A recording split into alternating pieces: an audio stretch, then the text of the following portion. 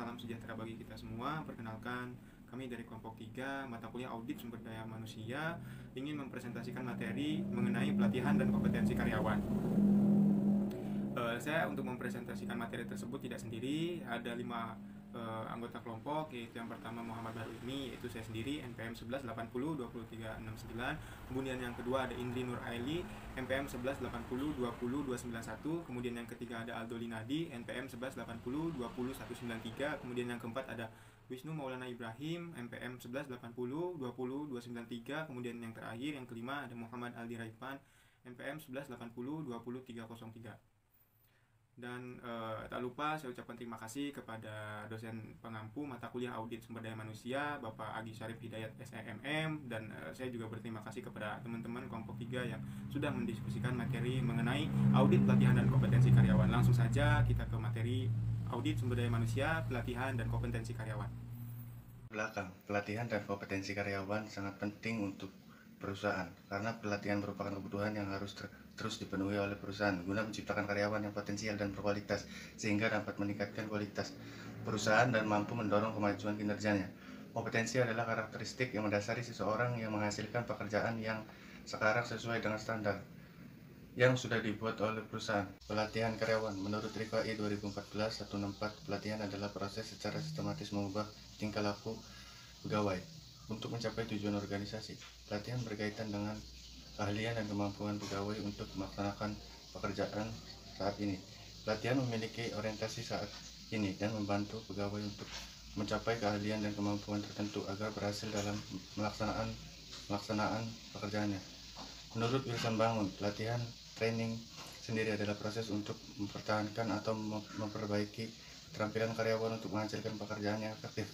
Dan pelatihan karyawan menurut Profesor Dr. Haji Edi Sutrisno 2019, tujuan atau sasaran pelatihan dan pengembangan karyawan adalah 1. Meningkatkan produktivitas kerja, 2. Meningkatkan mutu kerja, 3. Meningkatkan ketepatan dalam perencanaan SDM, 4. Meningkatkan moral kerja, 5. Menjaga kesehatan dan keselamatan, 6. Menunjang pertumbuhan pribadi. Manfaat pelatihan untuk karyawan. Manfaat untuk karyawan: 1. Membantu karyawan dalam membuat keputusan dan pemecahan masalah yang lebih efektif. 2. Membantu mendorong dan mencapai pengembangan diri dan rasa percaya diri. 3. Membantu karyawan mengatasi stres, tekanan, frustasi, dan konflik. 4. Meningkatkan kepuasan kerja dan pengakuan. 5. Membantu karyawan mendekati tujuan pribadi. 6. Memenuhi kebutuhan personal dan pelatih. 7. Memberikan nasihat dan jalan untuk pertumbuhan masa depan. 8. Membangun rasa pertumbuhan dalam pelatihan. 9. Membangun rasa takut melaksanakan tugas baru. Manfaat untuk perusahaan: 1. Memperbaiki pengetahuan kerja dan keahlian pada semua level perusahaan. 2. Memperbaiki moral SDM. 3. Membantu karyawan untuk mengetahui tujuan perusahaan. 4. Membantu menciptakan image perusahaan yang lebih baik. 5. Meningkatkan hubungan atasan dan bawahan. 6. Membantu pengembangan perusahaan. 7. Mendorong mengurangi perilaku merugikan. 8. Membantu meningkatkan komunikasi organisasi. 9. Meningkatkan hubungan antar butuh dengan manajemen. Dampak pelatihan bagi karyawan: 1. Karyawan memahami seluk-beluk pelaksanaan pekerjaan lebih mendalam. 2. Karyawan dapat memahami perkembangan perusahaan. 3. Karyawan dapat mudah memahami setiap kesulitan yang dihadapi perusahaan. 4. Karyawan mampu melakukan hubungan-hubungan dengan lingkungan. 5. Karyawan mampu memahami sistem dan prosedur yang digunakan dalam pelaksanaan tugas perusahaan. Selanjutnya kita akan membahas dampak pelatihan bagi perusahaan. Yang pertama, perusahaan akan berkemampuan menyesuaikan diri dengan kebutuhan sekarang. Yang kedua, perusahaan akan mempunyai SDM yang selalu tampil meyakinkan dalam melaksanakan pekerjaan. Yang ketiga, perusahaan akan mampu menjawab tantangan perkembangan keadaan masa depan. Dan yang keempat, perusahaan dapat meningkatkan prestasi karyawan secara individual maupun kelompok. Dan yang kelima, mekanisme perusahaan lebih fleksibel dan tidak kaku dalam menggunakan teknologi baru. Dan yang terakhir, perusahaan dapat mempersiapkan karyawan-karyawan untuk menduduki jabatan yang lebih tinggi. Selanjutnya kita akan membahas analisis kebutuhan pelatihan. Yang pertama, analisis organisasi. Weckley dan Latham tahun 1991 mengemukakan bahwa dalam menganalisis organisasi perlu memperhatikan hal ini dapat dilakukan dengan cara mengadakan survei mengenai sikap pegawai terhadap kepuasan kerja, persepsi pegawai, dan sikap pegawai administrasi. Di samping itu pula dapat menggunakan turnover, absensi, kartu pelatihan, daftar kemajuan pegawai, dan tata perencanaan pegawai. Yang kedua, analisis job dan tugas.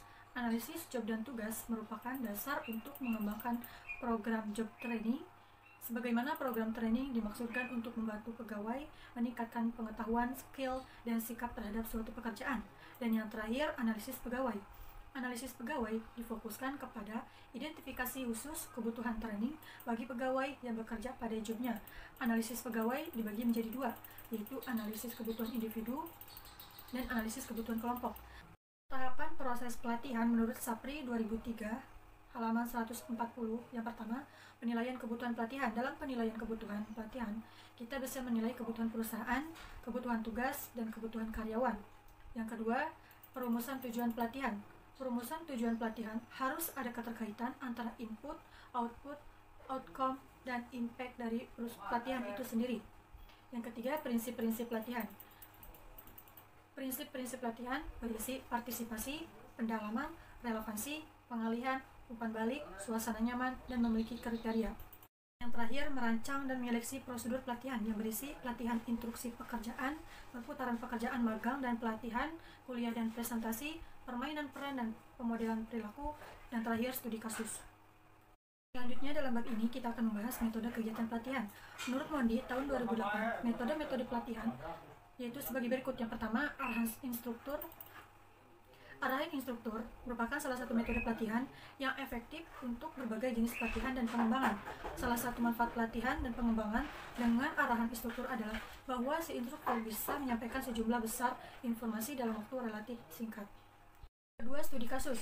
Studi kasus adalah metode pelatihan dan pengembangan yang diberikan kepada trainee untuk mempelajari informasi yang diberikan dalam sebuah kasus dan mengambil keputusan berdasarkan hal tersebut. Ketiga, pemodelan perilaku. Pemodelan perilaku adalah metode pelatihan yang memungkinkan seseorang untuk belajar dengan meniru atau mereplikasi perilaku orang-orang lainnya untuk menunjukkan kepada para manajer cara menangani berbagai situasi. Yang keempat, permainan peran. Permainan peran adalah metode pelatihan di mana para peserta diminta untuk merespon permasalahan-permasalahan khusus yang mungkin muncul dalam pekerjaan mereka dengan meniru situasi-situasi dunia nyata. Yang kelima, permainan bisnis. Permainan bisnis adalah metode pelatihan yang memungkinkan para peserta untuk mengambil peran-peran seperti presiden, kontroler, atau vice presiden pemasaran dari dua organisasi bayangan atau lebih dan bersaing satu sama lain dengan memanipulasi faktor-faktor yang dipilih dalam suatu situasi bisnis tertentu. 6. Ada in-basket training. In-basket training adalah metode pelatihan di mana para peserta diminta menyusun prioritas dan kemudian menangani sejumlah dokumen bisnis, pesan email, memo, laporan, dan pesan telepon yang biasanya melewati meja seorang manajer. Yang ketujuh ada on-the-job training. On-the-job training adalah metode pelatihan dan pengembangan informal yang memungkinkan seorang karyawan untuk mempelajari tugas-tugas dalam pekerjaan dengan mengerjakannya secara nyata. Yang kedelapan adalah rotasi pekerjaan. Rotasi pekerjaan adalah metode pelatihan di mana karyawan berpindah dari satu pekerjaan ke pekerjaan lainnya untuk memperluas pengalaman mereka. 9. Magang. Magang adalah metode rekrutmen yang biasanya melibatkan para mahasiswa perguruan tinggi yang membagi waktu mereka antara mengikuti kuliah dan bekerja untuk sebuah organisasi. Dan yang terakhir, pelatihan pemula. Pelatihan pemula adalah metode pelatihan yang mengkombinasikan instruksi di kelas dengan on-the-job training. Selanjutnya, kita akan membahas evaluasi kegiatan pelatihan. Yang pertama, ada tahap reaksi. Evaluasi dalam tahap ini bertujuan untuk mencari tahu seberapa penting program pelatihan yang telah dilakukan bagi karyawan. Evaluator akan mengukur keterlibatan karyawan selama program berlangsung, tingkat keaktifan mereka, bagaimana reaksi karyawan terhadap materi program. Selanjutnya, yang kedua, tahap pembelajaran. Tahap evaluasi ini berupaya menggali informasi bagaimana karyawan bisa meningkatkan keahlian, sikap, pengetahuan, kepercayaan diri, dan komitmen mereka dalam melakukan pekerjaannya dari program pelatihan dan pengembangan yang diikuti. Cara yang paling umum untuk mengevaluasi hal ini adalah dengan memberikan tes di awal dan di akhir masa program. Yang ketiga yaitu tahap perilaku. Evaluator akan melihat seberapa jauh karyawan mengaplikasikan hasil program pelatihan karyawan yang mereka ikuti ke dalam pekerjaannya sehari-hari di tempat kerja. Proses ini perlu waktu panjang pasca program, bisa berminggu-minggu bahkan berbulan-bulan. Yang keempat adalah tahap hasil. Hasil yang dimaksud dalam tahapan ini adalah efek yang dikehendaki oleh perusahaan dari program pelatihan dan pengembangan karyawan. Hasil yang diukur adalah pencapaian individu masing-masing karyawan dan pencapaian perusahaan secara keseluruhan. Faktor-faktor yang mempengaruhi keberhasilan pelatihan. menurut Mondi tahun 2008 halaman 212 mengemukakan bahwa pelatihan dan pengembangan dipengaruhi oleh beberapa faktor berikut. Yang pertama, dukungan manajemen puncak. Dukungan kepemimpinan dari atas sangat berguna agar program-program pelatihan dan pengembangan dapat berjalan dengan baik. Yang kedua, komitmen para spesialis dan generalis. Selain dukungan dari manajemen puncak, keterlibatan seluruh manajer, baik spesialis maupun generalis, sangat berpengaruh pada keberhasilan proses pelatihan dan pengembangan. Tanggung jawab utama pelatihan dan pengembangan merupakan tanggung jawab manajer lini, sedangkan para profesional pelatihan dan pengembangan hanya memberikan keahlian teknis. Ketiga, kemajuan teknologi. Teknologi memberikan pengaruh yang sangat besar terhadap pelatihan dan pengembangan, terutama pengguna komputer dan internet, yang secara dramatis mempengaruhi berjalannya fungsi-fungsi bisnis. Yang keempat, kompleksitas organisasi. Struktur organisasi juga berpengaruh terhadap proses pelatihan dan pengembangan. Struktur organisasi yang lebih datar karena lebih sedikitnya level manajerial membuat tugas-tugas individu dan tim semakin diperluas dan diperkaya. Akibatnya para karyawan menghabiskan lebih banyak waktu untuk menjalankan pekerjaan dan tugas-tugas yang lebih kompleks daripada yang biasa dikerjakan sebelumnya. Yang kelima, gaya belajar. Meskipun banyak hal yang belum diketahui mengenai proses belajar, beberapa generalisasi yang dinukil dari beberapa ilmu keperilakuan telah mempengaruhi cara perusahaan-perusahaan melaksanakan pelatihan. Hambatan dalam kegiatan pelatihan. Ada beberapa kendala utama yang ditemui dalam pengembangan karir, diantaranya satu, kurangnya rasa percaya diri. Menghadapi kompetensi untuk mengisi jabatan yang lebih tinggi memerlukan kepercayaan diri yang tinggi. Rasa tidak yakin akan kompetensi ini membuat kurangnya optimal dalam proses seleksi pengisian jabatan. Kebiasaan dan perilaku buruk. Ada kala seorang memiliki kompetensi yang mempunyai namun tidak diimbangi dengan sikap kerja yang baik, seperti kurangnya rasa tanggung jawab, sering tidak ada di tempat, malas, suka terlambat, dan sebagainya. Yang ketiga, kurangnya informasi untuk mengembangkan karir. Seorang kadang tidak memahami jalur karir di perusahaan sehingga kurangnya fokus untuk mempersiapkan kompetensi pribadi menuju jalur karir yang berikutnya. Selain itu, kriteria dan persyaratan juga mendapatkan promosi jabatan sering tidak dipahami. Yang keempat, tujuan karir dan nilai-nilai diri yang tidak selaras. Tujuan karir selaras dengan nilai-nilai diri maka akan memberikan daya dorong yang kuat untuk sukses mencapai tujuan yang diinginkan karyawan. Yang kelima, kurangnya kesadaran diri tentang kekuatan-kekuatan diri, pengetahuan, dan keterampilan diri. Hal ini menghambat seseorang untuk menentukan tujuan karir yang cocok untuk dirinya. Kecocokan dengan inspirasi dan kemampuan diri sangat penting dan bisa menentukan apakah dalam menjalani karirnya seorang karyawan akan mencurahkan energi secara maksimal atau tidak. Yang keenam, kemampuan berkomunikasi secara efektif. Masalah terbesar dalam lingkungan serba cepat, beban kerja yang tinggi, dan informasi yang tidak membeludak adalah ketidakmampuan berkomunikasi secara efektif. 7. Kurangnya jaringan yang mendukung. Tidak kalah penting adalah jejaring di lingkungan kantor maupun di lingkungan lainnya. Tidak jarang dalam pengembangan keputusan biasanya diambil berdasarkan rekomendasi teman, keluarga, maupun atasan yang sudah mengenal dekat kita. Latar belakang. Kompetensi atau kompetensi adalah kemampuan untuk melaksanakan suatu tugas atau pekerjaan yang didasari atas pengetahuan dan keterampilan dan sikap sesuai dengan unjuk kerja yang dipersyaratkan. Kompetensi bagi beberapa profesi menjadi persyaratan penting dalam menjalankan kerangka dan tujuan organisasi. Masalah kompetensi itu menjadi penting karena kompetensi menawarkan suatu kerangka kerja organisasi yang efektif dan efisien dalam mendayagunakan sumber-sumber daya yang terbatas. Kompetensi dapat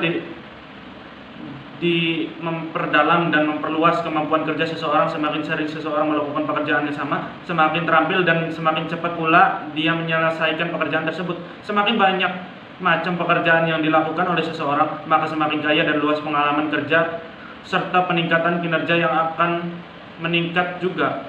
Menurut Brian Peter Marcus Lib dan kawan-kawan, buku Sudarmanto tahun 2009 halaman 47 mendefinisikan kompetensi sebagai pengetahuan, keahlian, kemampuan atau karakteristik pribadi individu yang mengetahui secara langsung pekerjaan. Kompetensi merupakan penguasaan terhadap tugas, keterampilan, sikap, dan apresiasi yang diperlukan untuk menunjang keberhasilan. Sedangkan menurut Wibowo, tahun 2014 halaman 271, kompetensi adalah suatu kemampuan untuk melaksanakan atau melakukan suatu pekerjaan atau tugas yang dilandasi atas keterampilan dan pengetahuan serta didukung oleh sikap kerja yang dituntut oleh pekerjaan tersebut.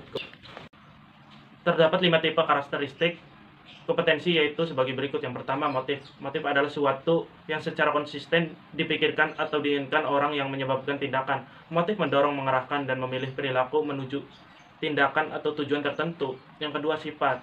Sifat adalah karakteristik fisik, respons, dan konsisten terhadap situasi atau informasi. Kecepatan reaksi dan ketajaman mata merupakan ciri fisik kompetensi seorang pilot tempur. Yang ketiga, konsep. Konsep diri adalah sikap, nilai-nilai atau citra diri seseorang. Percaya diri merupakan keyakinan orang bahwa mereka dapat efektif dalam hampir setiap situasi, adalah bagian dari konsep diri orang. 4. Pengetahuan. Pengetahuan adalah informasi yang dimiliki orang dalam bidang spesifik. Pengetahuan adalah kompetensi yang kompleks. Skor pada tes pengetahuan sering gagal. Memprediksi prestasi kerja karena gagal mengukur pengetahuan dan keterampilan dengan cara yang sebenarnya. Yang kelima, keterampilan. Keterampilan adalah kemampuan mengerjakan tugas fisik atau mental tertentu. Kompetensi mental atau keterampilan kognitif termasuk berpikir, analisis, dan konseptual. Pengukuran kompetensi karyawan. Tingkatan kompetensi dapat dikelompokkan dalam 3 tingkatan, yaitu behavioral tools. Yang pertama, knowledge merupakan informasi yang digunakan orang dalam bidang tertentu. Yang kedua, skill merupakan kemampuan seseorang untuk melakukan suatu dengan baik. Image attitude. Yang pertama, social role merupakan pola perilaku orang yang diperkuat oleh sekelompok sosial atau organisasi. Yang kedua, self image merupakan pandangan orang terhadap dirinya sendiri, identitas kepribadian dan harga dirinya. Personal karakteristik. Yang pertama, traits merupakan aspek tipikal berperilaku. Yang kedua, motif merupakan apa yang mendorong perilaku seseorang tersebut dalam bidang tertentu. Prestasi, afiliasi, dan kekuasaan. Faktor-faktor yang mempengaruhi kompetisi. Beberapa faktor yang mempengaruhi kompetisi, yaitu yang pertama, keyakinan dan nilai-nilai. Terus yang kedua ada keterampilan. Yang ketiga ada pengalaman. Yang keempat karakteristik kepribadian. Yang kelima motivasi. Yang keenam itu isu emosional. Yang ketujuh kemampuan intelektual. Dan yang kedelapan budaya organisasi. Itu hambatan-hambatan yang mempengaruhi kompetensi. Jadi hambatannya itu ada 4. Yang pertama, admitting incompetence, mengalami kekurangan kompetensi. Yang kedua, raising expectation, meningkatkan harapan. Lalu yang ketiga, identifying barrier, mengidentifikasi hambatan. Lalu yang keempat, including support mechanism, memasukkan mekanisme dukungan. Lalu berikut adalah instrumen audit SDM dalam bentuk daftar periksa. Jadi untuk instrumen audit SDM dalam bentuk daftar periksa ini kita membuat pertanyaan-pertanyaan yang disusun secara cermat mengenai kegiatan, kebijakan, prosedur, dan sebagainya dalam organisasi. Daftar periksa ini dibuat dalam bentuk tabel dan nantinya ada pilihan seperti checklist. Berikut contoh tabel daftar periksa instrumen audit SDM. Pertanyaan-pertanyaan yang akan diajukan yaitu yang pertama, apakah pelatihan SDM sudah sesuai dengan SOP pada pelaksanaan pelatihan? Lalu yang ketiga itu, apakah Departemen SDM memiliki SOP pelatihan? Yang keempat, apakah Departemen SDM melaksanakan TNA sebelum melakukan kegiatan pelatihan? Lalu yang keempat, apakah setelah diadakan kegiatan pelatihan Departemen SDM mengadakan atau melakukan evaluasi? Lalu si auditor itu hanya memilih jawaban checklist atau centang di pilihan iya atau tidak, lalu memberikan keterangan atau alasannya di bagian kolom keterangan. Lalu selanjutnya ada instrumen audit SDM dalam bentuk wawancara. Instrumen audit SDM dalam bentuk wawancara merupakan percakapan antara 2 orang atau lebih dan berlangsung antara narasumber dan pewawancara. Tujuan wawancara ini adalah untuk mendapatkan informasi yang tepat dari narasumber yang terpercaya. Berikut adalah contoh wawancara yang bisa dilakukan oleh auditor. Contoh-contoh pertanyaannya itu sebagai berikut. Yang pertama itu bagaimana proses pelatihan yang diberikan? Apakah proses dan prosedur dijalankan dengan konsisten? Lalu yang kedua, auditor bisa menanyakan apakah hambatan yang dihadapi dalam pengembangan karyawan dan bagaimana cara mengatasinya. Lalu berikutnya, menurut Anda apakah proses pelatihan yang diberikan sudah sesuai dengan kebutuhan karyawan? Selanjutnya, menurut Anda apakah proses yang sama dilakukan untuk semua jabatan dan semua alokasi? Selanjutnya, apakah setelah karyawan mengikuti pelatihan dan kembali ke tempat bekerja, selalu dilakukan evaluasi? Dan yang terakhir, apakah hasil evaluasi selalu dijadikan sebagai rujukan memperbaiki kesalahan yang sama di kemudian hari? Selanjutnya itu, ada instrumen audit SDM dalam bentuk kuesioner. Kuesioner atau angket merupakan teknik pengumpulan data yang dilakukan dengan cara memberi seperangkat pertanyaan atau pernyataan tertulis kepada responden untuk dijawab. Beberapa hal yang harus diperhatikan dalam mengisi atau teknik penumpuan data melalui kuesioner yaitu adalah yang pertama, isi pertanyaan relevan dengan tujuan penelitian. Lalu yang kedua, bahasa yang digunakan harus jelas. Yang ketiga, pertanyaan tidak menggiring opini. Yang keempat, jangan mengulang pertanyaan yang sama dalam variabel yang berbeda. Lalu yang kelima, bahasan pertanyaan jangan terlalu panjang. Lalu terdapat beberapa skala pengukuran yang dapat digunakan dalam kuesioner, yaitu ada skala Likert. Skala Likert itu seperti sangat setuju, setuju, cukup, tidak setuju, sangat tidak setuju. Lalu ada skala Goodman, yaitu iya atau tidak. Dan yang terakhir ada skala skematik diferensial, yaitu menurut penilaian dari angka 1 sampai 10.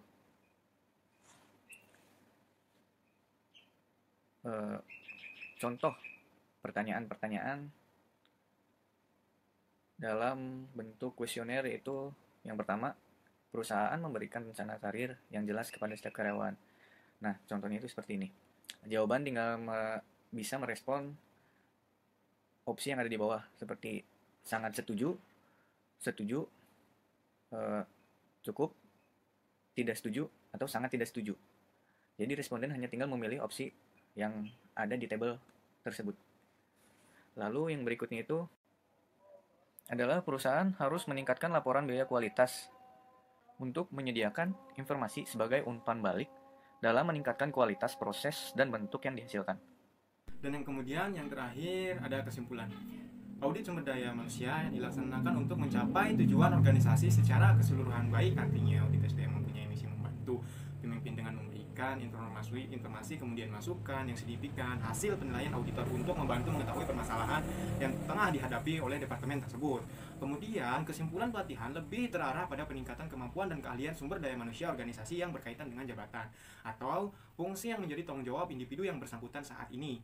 Lalu, pelatihan dan pengembangan mengarah pada peningkatan kinerja para karyawan itu sendiri atau tenaga kerja yang baik dan tenaga kerja benar. Dan tujuan pelatihan pengembangan adalah untuk mengubah sikap, perilaku, pengalaman, dan performansi kerja. Selanjutnya, yaitu ada contoh laporan hasil audit. Di dalam contoh laporan hasil audit ini, terdapat surat yang memberitahukan tentang auditor itu selesai mengaudit perusahaan tersebut, kemudian memberikan hasil laporannya. Di dalam surat tersebut ada nomor, kemudian ada lampiran, kemudian ada perihal maksud dan tujuannya apa, kemudian kepada perusahaan yang dituju. Kemudian di dalam surat itu tertera bahwasanya hasil audit kami disajikan dalam bentuk laporan audit yang meliputi ada bab 1 yaitu informasi latar belakang, kemudian ada bab 2 mengenai kesimpulan audit yang didukung dengan temuan audit, kemudian bab 3 ada rekomendasi, dan yang terakhir bab 4 ada ruang lingkup audit. Langsung ke bab 1, informasi latar belakang. Di informasi latar belakang ini di dalamnya berisi tentang profil perusahaan yang telah diaudit tersebut. Di situ ada berapa perusahaan tersebut bergerak di bidang apa, kemudian mempekerjakan berapa ribu karyawan, kemudian memakai teknologi seperti apa. Profil perusahaan tersebut ada di dalam informasi latar belakang, sampai ke susunan direksi perusahaan atau strukturnya juga ada di dalam informasi latar belakang tersebut. Selanjutnya di bab 2 ada kesimpulan audit. Kemudian di dalam kesimpulan audit tersebut, auditor memaparkan kondisi yang mereka temukan di lapangan. Di antaranya Satu, mesin baru yang digunakan perusahaan telah dilengkapi manual penggunanya, tetapi untuk memahami manual tersebut dan mampu menggunakannya sesuai dengan standar manual tersebut perlu dilakukan pelatihan intensif. Kemudian ada lagi yang kedua, perusahaan tidak memiliki rencana pelatihan periodik dan menentukan program pelatihan berdasarkan permintaan manajer lini yang harus terrealisasi dalam waktu singkat tanpa melalui suatu identifikasi untuk menentukan pelatihan. Dan ada 6 poin di dalam laporan hasil audit tersebut yang ditemukan oleh auditor kondisi di lapangannya atau di dalam perusahaan itu seperti apa ketika mengadakan pelatihan tersebut. Oke, selanjutnya kriteria. 1. Tujuan pelatihan dan pengembangan karyawan harus dirumuskan secara jelas dan disosialisasikan kepada seluruh manajer lini agar mengetahui tujuan dari pelatihan itu apa. Tujuan pelatihan adalah 1. Meningkatkan keterampilan karyawan, kemudian 2. Menurunkan kegagalan produk sampai pada tingkat 2,5%, kemudian ada C. Menurunkan pemborosan penggunaan sumber daya, kemudian D. Menurunkan kecelakaan kerja karyawan, serta meningkatkan motivasi kerja dan kebanggaan karyawan terhadap pekerjaannya. Kemudian kriteria yang kedua, ada rencana pelatihan dan pengembangan karyawan harus disusun secara periodik bersama dengan penyusunan anggaran perusahaan.